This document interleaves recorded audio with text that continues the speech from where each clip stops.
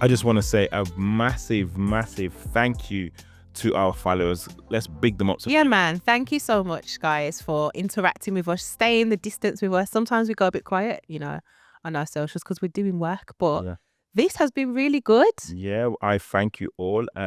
We put out a post on our Instagram and we told people that we were going to be doing season 2. Yeah. And we wanted to do a live Q&A of questions, and I'm so impressed by all these questions. So let's just jump straight into them and try and help the people.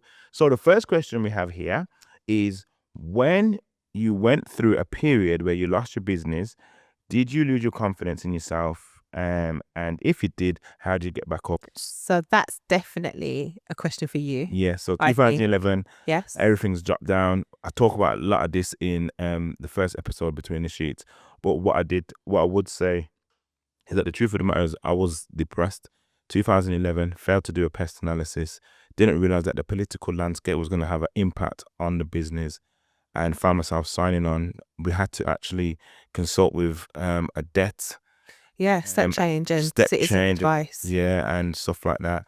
And really, I feel like I had to do a lot of self-talk, a lot of praying, a lot of going to church and getting counsel, and I think just talking through. But I think you also had to go through even in that, because I can remember a period, and there's a movie called The Company Men, I think it's called, where they keep getting up every day, keep putting on their suits, keep going to work. They got no job to go to because they don't know how to navigate, how to pivot or change direction. And I think there's something in that about humbling yourself and getting advice. That was a real hard thing for you. But there's a book that we recommend. Who Moved My Cheese? Who Moved My Cheese. So read that book. That will help. Spence Johnson. Yeah. I didn't pay enough attention to the author. I just read it. Yeah, Spencer Johnson. Dr. Spencer Johnson. Dr. Spencer Johnson, Who Moved My Cheese. That's one of the ways that you got here. So we want to jump into the next question. Yes. So, shall we go into the one straight underneath? How do you manage work-life balance, if there is such a thing? This is really interesting. We talk a lot about this in the first ever season of Between the Sheets. Yeah. I know we talked about how we manage our time on Mondays. Yeah, I was going to get to that. Our Mondays, our Wednesdays, our 8 o'clocks. But listen, guys, if you want to really know what we do, you can buy my book. That's a shameless plug. It's called A Piece of the Pie. It's available on Amazon. And I talk about all the things there about work-life balance. I talk about the things that we've done over the years, especially with younger children. If you've got younger children, that book is definitely going to help you. And yeah, I talk about 8 o'clock principle. That's a principle that you can apply straight from the book to Give them a little bit of the 8 o'clock. A little bit of it. All right then. So basically every day, Monday to Friday, we would at 8 p.m. spend time together. We would cut off phones, devices, send our children to bed, put them to bed if they were too young. And at 8 o'clock, it was our time every single day, Monday to Friday. Why? Because when you have young children and you are in business, it's very difficult to find time to talk about other things other than business and the kids, or the Peppa Pig and Nickelodeon. So that's when we had our time in the Midnight Garden. Oh my gosh. And my heart does go out to those of you with young children and are balancing life, especially nowadays where it's really difficult. But that 8 o'clock, it didn't have to last all the evening. It could have just been an hour or two where we would just literally cut off everything and spend time with each other. And the question we would ask is, how are you feeling? How are you? I'm all right, in this moment right now, I'm being good. I'm just excited about these questions. I've got another question here for us, Serena. Go on. And yeah, I don't know if we should say names. Should we say names? No, let's not say names. Yes, it's anonymized. Let's anonymize them. Okay. Yeah. Then. Just in Well, case. you know who you are. We love you and we appreciate you. So this question is, how did you get your partner to join the business? Kicking and screaming. I begged and screamed for Sabrina to listen, guys. Screaming, Sabrina was not interested in business, not at all. But what happened? Listen to what we've talked about. Can you see why I might not have been interested? But I remember going back the second time, and knowing all the mistakes that I made the first time. I literally begged you and said, Sabrina, you've got a skill set, a knowledge, a wisdom that I don't have, and I need you to have my back to be able to make this work. And basically, it was me humbling myself. I think being able to articulate the vision and articulate the why I needed you in, that helped you to really change your mind with a lot of prayer behind the scenes, may I add. Yeah. But yes, we'll go back. And thank the Lord you joined and just added so much value, and it's been great. I think it's true. I can categorically say with all my heart that it was a unreserved absolutely not. I am not getting involved in this thing because from what I can see, this ain't for me. Like, this just isn't for me. But you know what? I think it wasn't about getting me to join it. It was about getting me to see what value I could add. Awesome. And that's what you did, because let's be honest, when I did say, okay, Nathan, if I'm doing this, this is how we're gonna have to operate. And then there was a bit of friction. Like, you didn't like the fact that I was making you systemize everything. Yeah. Oh yeah, I didn't. You didn't like it. Now you can't live without it. But What would you do without systems? what would we do? Yeah. Like, get that next question there straight underneath, Serena. So here's a question. Love this question. When working with your spouse, how and when, if ever, do you put business before your marriage? I laughed when I seen this question because I thought it's not even a question. No, for us, it's not a question, but it is a question that they've asked. So it's something that's So we important respect to the them. question then. Let's respect the question. Okay. How would you answer it, Sabrina? I personally never ever do put business before marriage. Yeah. The reason why I didn't even look at It's that not a question, question for us in that Yeah. respect. for me, there's not a money, there's not a contract, there's not a report, there's not a target, there's not a client that is more important to me than my marriage and my love that I have for you. Argument done. That's how I felt like it was just you came to a full stop with that. I do think that if you're married, is like, depending on where you are on that journey, because we was married at least a good 10 years before we even done business together realistically. Yeah, So I would say, yeah, good 10 years. make sure that first within your marriage you are friends. Well, Friends before you first. get married, you should be friends. Yeah. So friends, Friends. enjoy the marriage, Yeah. and then consider business. Yeah. If you just got married and then you've just started a business, I think you're trying to do too much new starts at the same time, and I think you could be going down a slippery road. Yeah. I think investment first. You think how we operate is KFC, King Family Korea, not the chicken. Break that down. King KFC, not the chicken. King, as in Jesus Christ, family, marriage, then our children, then Korea or everything else. So K is for King, K is for King, F is for family, C is for Korea or whatever that is for you. And that is how we live our life. The minute business trumps king or business trumps marriage, we know we're not operating right. And actually we'd feel that. Yeah. We'd feel that. I think we can build this question, what I've just answered, because this is another question that's similar, but a bit different. It says, how do you maintain that balance when your business needs as much attention as the marriage, and it feels like something has to give? I think it's important to acknowledge as well that sometimes the business could be in a growth spurt and there's a lot of demand. So you might have a seasonal agreement in place where you say, look, in say your strategic planning meeting. So we, for example, every Monday we have our planning call and meeting. But you could start your quarter and say, actually, for this quarter, let's just say it's the first quarter of the year. So between January and March, we're not going to do any kind of like lovey-dovey stuff. Like, we're not going to focus on us.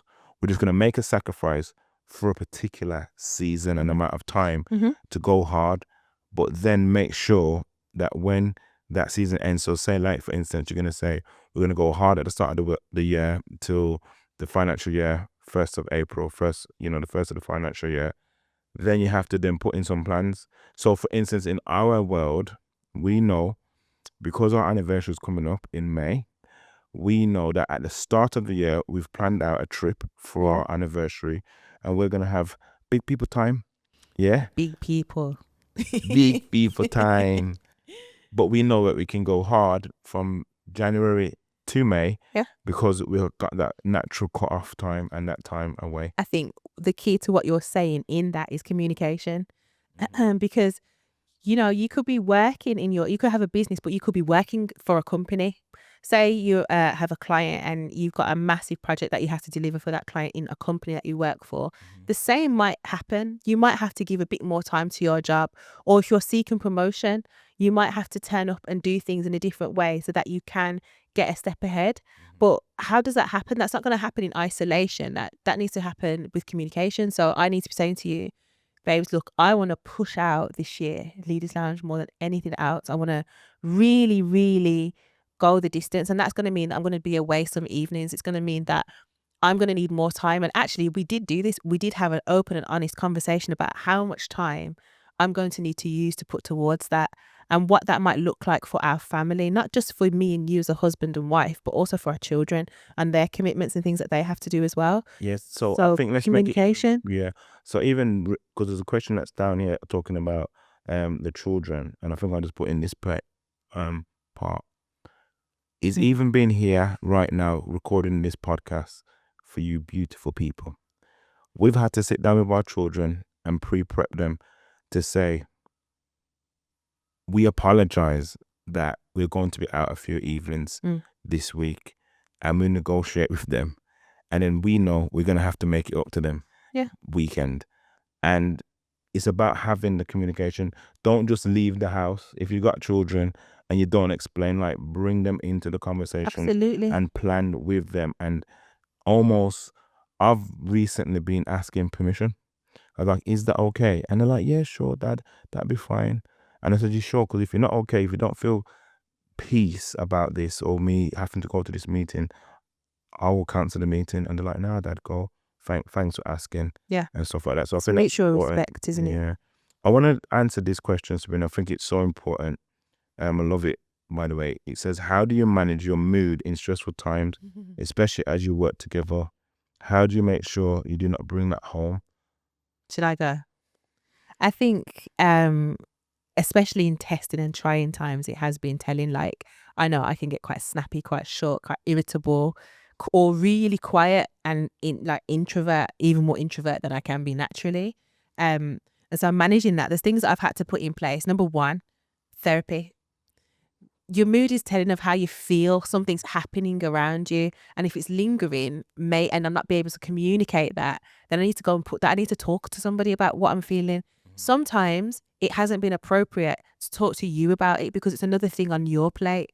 But actually, it's something that I need to work through with someone else. So we've had personal therapy. I have personal therapy. You do, which has been incredibly important, especially for some of the tragedies that we've experienced in our work. And it has left me feeling very low, very unmotivated, very deflated, and very sad. So that's the one thing I do. But then there's other things that I do. I love to work out, exercise. That's really good for managing my mood. And sometimes just going out and doing something completely unrelated to work. Yeah, I think that's important. One of the things I think I would want to say is sometimes you just need the process to run its full course. Because I'm thinking about this and I'm trying to be as honest as possible, especially as this is the Business Truth edition. I think when we started to go through HR challenges, that was very stressful. And the harsh reality is that stress just existed. And sometimes we were leading and bleeding. Yeah. But I think one of the things that we didn't not do is that we just kept each other. We still had each other's back. Yeah. And I think that's so important because sometimes it's just hard, and then sometimes the moods are just low and you do feel deflated, but you have to just almost have that hope that this season won't last forever. And you know it will get brighter again. And sometimes those seasons take long, and it's just a reality because you're human. And I think acknowledging how you're feeling is important. Yeah. I think one of the best things I learned to do was being able to label what I was feeling. So I could actively say right now, because this has happened, it is making me feel really angry. Okay, I'm angry. Wow. And before I know it, I'm in in a different headspace because I was able to label it and call it what it was, call it out essentially. I think another thing that I do, which I probably do every single day, and if anyone follows me personally on socials, they'll see me post pictures sometimes of me just with my journal. I read a lot and I write a lot. And I do that because sometimes I can't verbalize how I feel, but I can just write out the situation and maybe pray while I'm writing it or whatever. But I think the thing about this, again, it's communication. And I think it's about having safe spaces to talk about how you feel. I think my faith, my relationship with Christ has helped me. I remember one specific time when I felt that, I won't even say in what category, but I felt like he was heavily disrespected. And that was probably one of the hardest times of my business life, because the person who I love with all my heart has been disrespected, and the old school way of dealing with disrespect She's not appropriate right now. is nowhere near appropriate. No way. And I've had to hold that. I've had to take the L and just take it. How did you take it? I had to take it, because it's like, if I'm to respond to this, I'm going to derail everything. And it's just that real. And it's like, sometimes you just got to take the L. So yeah, sometimes people take the L. Wow. All right, okay. So you want to go to this next one? Okay, so 8. Number 8. What tips do you have for dividing roles and responsibilities between business partners? Great question. Lovely really job. Great question. Very, very, very business-like. This is how you know I came kicking and screaming into business, because that is exactly what happened. That there were areas that you just didn't have in terms of skill set to do things like administration, processes, policies, procedures, sort of things like that. Great sales, win the contract, send the invoice. That's it. Like, don't ask me about the details. Don't ask Nathan about the details. But one of the things I would say, I love this question because it gets me to reflect on a proud moment of mine from the charity side. Was the day when I formally asked you? I think I wrote to you, innit?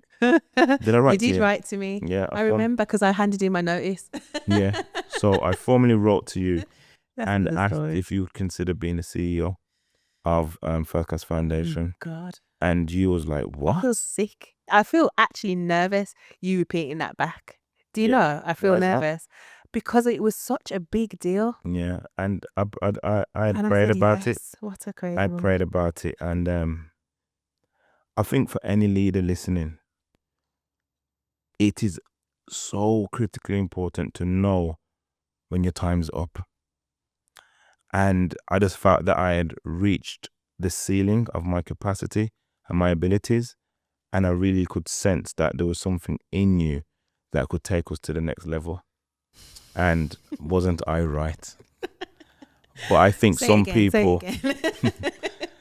But I genuinely feel that some people find it hard to get out of the way. Oh, I can talk about that a little bit. Go on. So that's one of the characteristics of in leadership, when you know that it's poor leadership, when you hang on to something because of the title of it or because you're in the leadership position and you don't give it up because you don't want to, because you feel like you're relinquishing some level of power. But great strength in leadership is knowing when your time is up and when you've done all you can to serve in that capacity, and find someone else who's better than you and who will take it to the next level. And, you know, I don't know, like, that's where I am now. Like, I know in terms of with our charity and stuff, that's where I'm at, that I've actually done all I can do. And it's time for something else to happen to take it to that next level. I think there's something about being able to acknowledge that, the strength in character to acknowledge when your time is done. I love that. I love this question. Next one, yeah. It's how do you prioritize the right products and programs when you and your partner are both creative and ideas flow naturally? What I would say through a lesson learned, and I don't think we got the time to unpack it because it is a massive story, but I would say if you're in the development phase and you're just starting out, is actually try everything. There's nothing wrong in trying everything. Yeah. Because the harsh reality is not everything's going to stick. I remember a time when I was reluctant with one of your creative ideas, having talks in a coffee shop, and I was like, "What is all of this?" Because at the time, you're requiring money off me, and it's so funny to think because it's probably like, what was it, about £700 to £1,000 you needed to just kickstart that creative It idea? wasn't even. I don't think it was even that. Yeah, but at the time, because of my business brain, I was just like, You couldn't see it. why am I going to invest £1,000 into you going to a coffee shop to have a chat? But that £1,000 You had say it like that. I wouldn't. yeah, invest and either. it was like, it didn't make sense to me. Yeah. But actually, that became one of the biggest blessings of our history so far. So I would say to those who are listening and who's asked that question, is to while you're in that creative mode, you're not gonna always be able to be creative. Like, keep the creativity going, because one of those ideas will stick. Absolutely. And I just think, to add to that, there's nothing wrong with a pilot. So you can just do a short pilot, 6 weeks, 12 weeks, see if this thing works. You'll know whether something works or not immediately. If you try it, you'll know, and then you can stop. The key to it is, if it's not working, just don't do it. Don't do it for faith's sake. Just let it go. When it's done, it's done. Who makes the final decision when both have valid points? Me. Oh gosh. I actually think I do.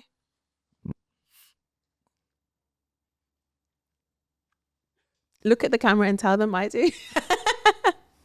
Go on. Who makes the final decision then? When Jesus says yes, nobody can say no. Answer the question. Who makes the final decision? I don't know why I find it hard to just confess this, but it's Sabrina. See?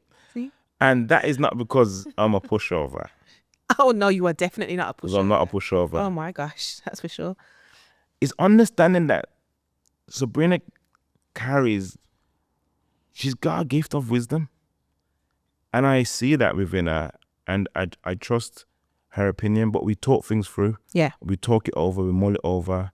We don't make rash decisions based on temporary feelings. But finally, like, basically it's together, but I always consult you and say, what's your thoughts on that? Yeah. And yeah, that's how we do it. You always come to me and ask. And to be fair, I do the same, but I think you'll always say, more so you will come to me and say, check this for me, read this for me. What do you think of this idea? Because I guess, like you say, that there's a wisdom, but also I think because you're naturally creative, and sometimes some things are a good idea, but they're not a God idea. Yeah. So it's kind of filtering And it plus, through. you filter when I'm making a decision based on heart, not head. Yeah, always. You always make decisions based on heart. Yeah. So let's quick flick through these. How do you plan together to grow the company? I think that just goes into our annual meetings, in it, when we just set goals and targets before we start the year. Yeah, we set goals and targets. We also have, in terms of business, we do business meetings. So we don't sometimes we have away weekends where we set strategy, and the strategy we'll look at for the next 5 years. We'll look at what's going on in society, and what we also do, what I tend to do a lot of, is attend workshops and strategy planning things, where it's kind of expanding my mind a little bit more on how to grow and scale the company, if that's something we want to do.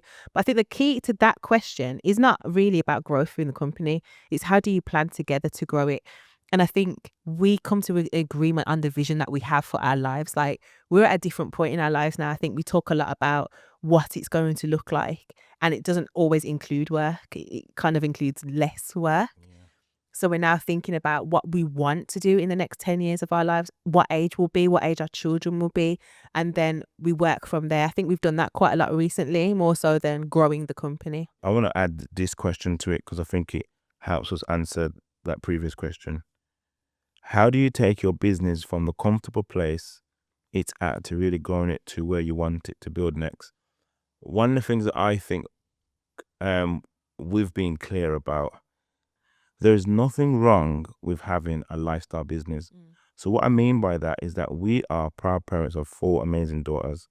So I take pride and joy in doing the school run, which I've done for the last how many years? I know. I don't do the school run, ladies. I don't. Now you do. No, but not in the morning. Not as the lion's share. Yeah. So for me, I have made conscious decisions to sometimes not go to that scalability level where you can like really scale things and really go for growth, because I've been like grateful to be able to pay our bills, have something to invest, have a bit to save, and not really just grow for growing's sake. Because at the end of the day, when it's all said and done, for me, I'm kind of paraphrasing and remixing the scripture, but what does it profit a man to gain the whole world and to lose his own family? So for me, it doesn't make sense to just grow. And I'm so busy. I never get to see you, who I love with all my heart. I never get to spend quality time with the children. And I never forget being a part of a mastermind group where when I was sitting in this room, right, it was a summer's day, and I was in this room, and it was a glass fronted room, and I was watching all these very, very wealthy men arrive in big cars, Lamborghinis. It was just the top of top cars. And I remember I had an audience with them, and the question that was impressing me, but I asked them one question, like, how's your marriages and your relationships? And no one really had a strong answer. Everyone's like, there has to be a sacrifice. And like, basically things hadn't worked out. And I was like, I don't want that for me. Like you can keep the money.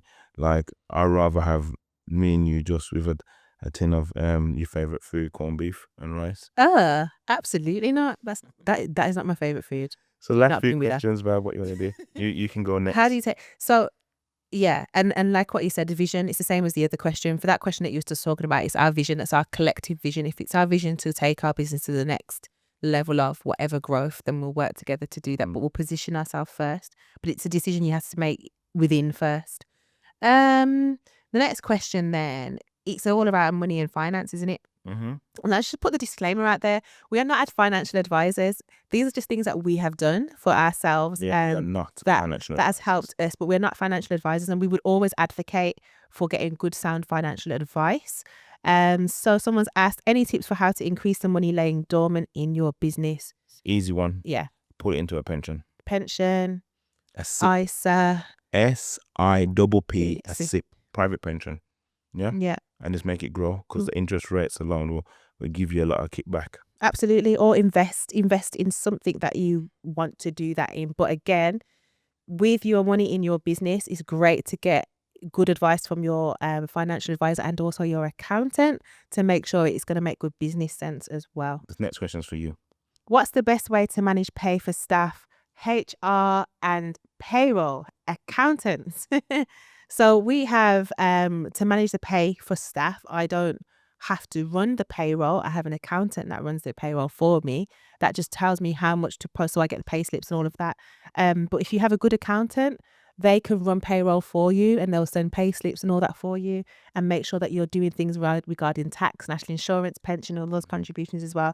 So it's absolutely critical that you do, if you're going to be paying staff that way, that you have an accountant that can do that. If people are self-employed and they can be paid via invoice, you can do that as well. But what about the app as well we use?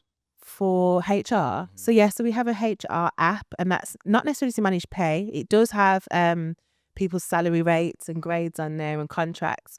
It also tells me their holiday entitlement. It works all that out for them as well. So there are loads of software that you can use to manage HR, to manage staff, but to pay staff, you need to know what you're doing. So you must make sure you stick to HR rules and regulations. The days are long gone where you can give people where you can just pay people like back through the back door. You can't do that. You need to make sure that they're being paid and treated fairly. And even if it's 0 hours, they still have benefits and entitlements that they used to. But good HR department, good accountant can help with that. I want you to answer the next question and I'll do the next one. Okay, so do you want to ask it to me then? Okay. Okay. Not a problem. Well, I think you live this.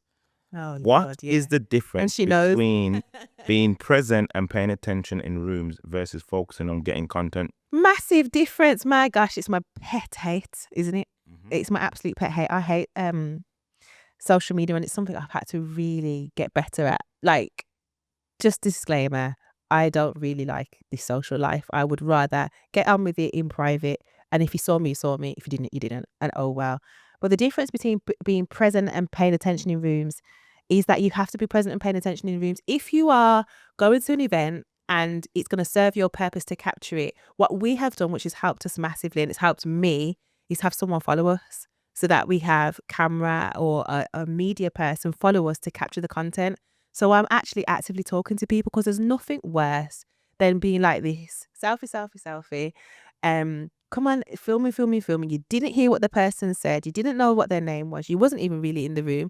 And then you just posting for posting's sake. What I'm going to actually do, Yeah. let's see, because we use a phenomenal Lens. Just giving a shout out to Lens, who does the behind the scenes. But there's some amazing content. What I think, if you work with the right person, you can just be in the room and you don't even realize that content's happening. Absolutely. So you remember we went to the Black Business magazine? Yeah. I remember the owners and the founders of that event, even though we got permission to be there, they were shocked when they seen it. Says, who done this? I didn't even realize that someone was in the room. There's so many people Just there. in a phone. Yeah. But it's just like being able to be like in the room but not really there. Yeah. So if you find the right type of person and you invest in it and you see it as an investment piece, Yeah. just get someone that does it for you. But and know just what you're crack going on. to the event for. If you're going to something that is important to you and of value to you, chances are you're not going to be on your phone anyway, because you want to be in the space, you want to be talking to people, connecting with people.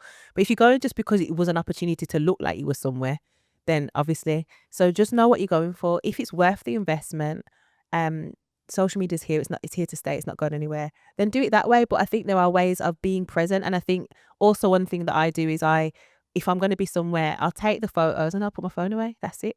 And I'm with you for the evening. That's good. Last 3 questions and then we're out of here. So, Nathan, Mm-hmm. how thin is the line between a healthy pivot and shape shifting? I think it's very thin. It's thin like ice. The reason why I said that is that you got to make sure that you're not trying to be a jack of all trades and a master of none. Pivoting is only there if you have exhausted all the options with the idea that you're working with. So there's many times that we've had to pivot. We've pivoted because politically the landscape's changed. The income stream that we've gone for no longer is serving a purpose. And you got to pivot because you see that there's another opportunity. But don't just be pivoting because you're a creative person, you got multiple talents. Like learn to work the wow, and then make sure that you've really exhausted all the options before you move, because sometimes you could pivot too soon and actually breakthrough was on the horizon. Anything that you want to quickly say? I just want to add, and it always comes back, in business, it's 2 things, vision and mission. You've got to make sure that what you are doing, what you're set out to do, you do. And I think shape shifting is when you start to mission drift and you become something else because it satisfies an opportunity to get money. Remember, we said in another episode, all that glitters isn't gold. You don't need to become something else. There'll always be something, but it might mean you might adjust what you're doing. Pivoting is going from doing your stuff face to face to delivering it online. It's not going from doing it face to face to saying, actually, we don't do that anymore. Instead, we build shop fronts. Like, we're completely changing what we do to get the wealth. That's not what you're trying to do. Pivoting is adjusting to your climate.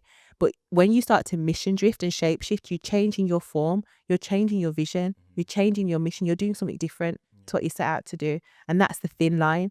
If you have a vision and a mission, that's your guiding light, that's your North Star, that's what you follow in anything you're doing. And you should always come back to that.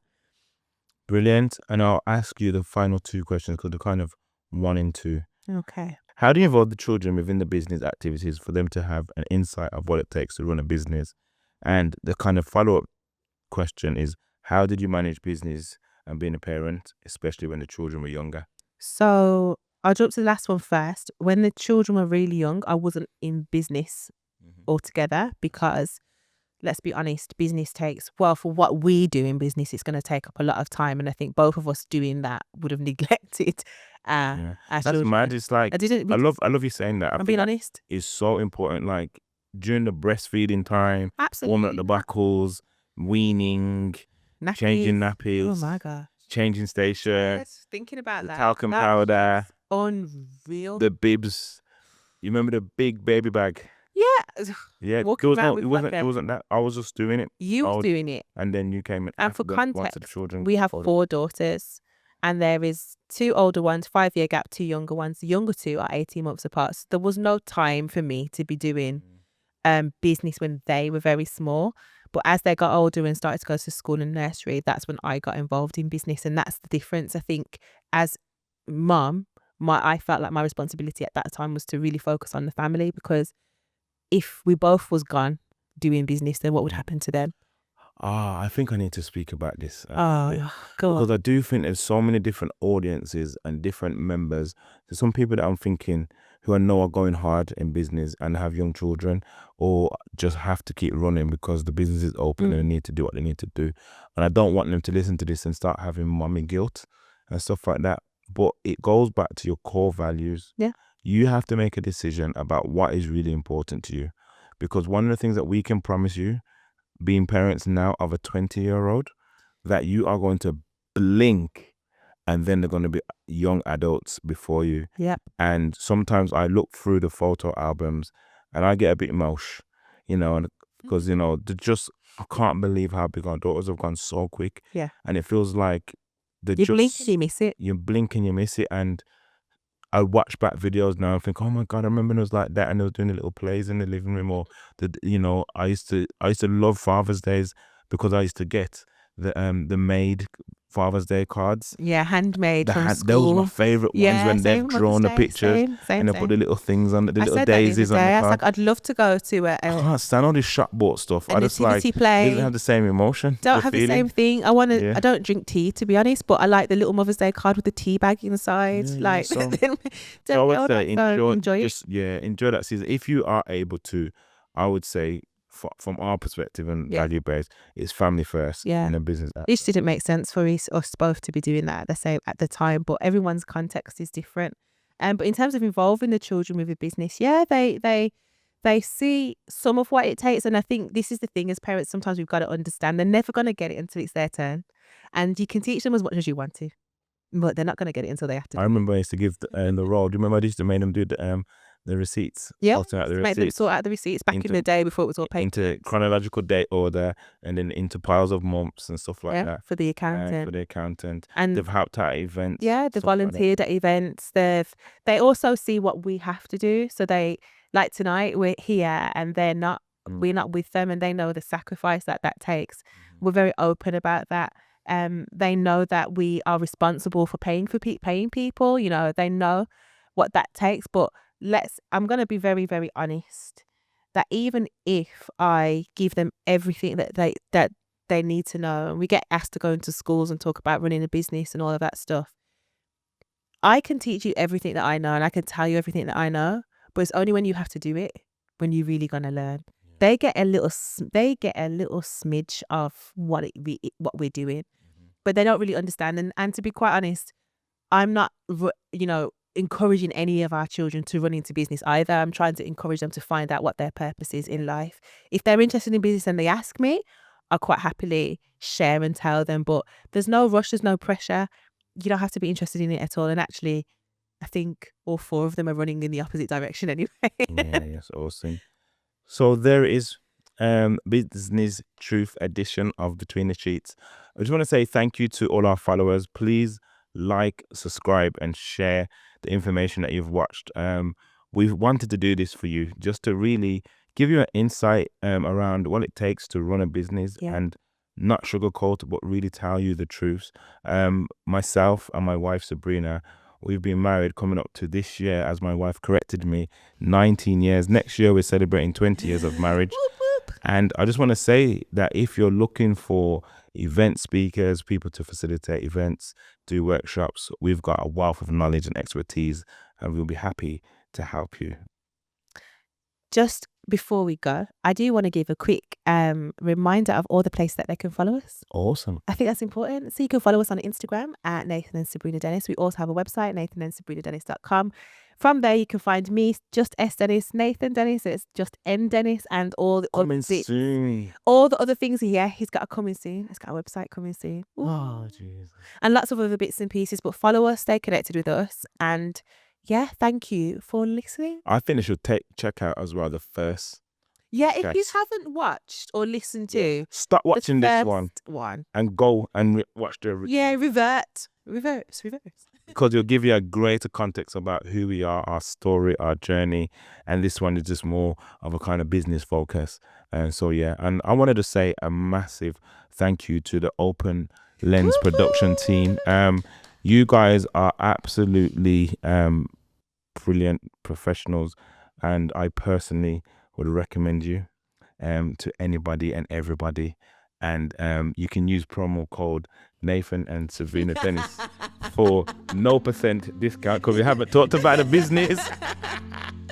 Thank you, guys.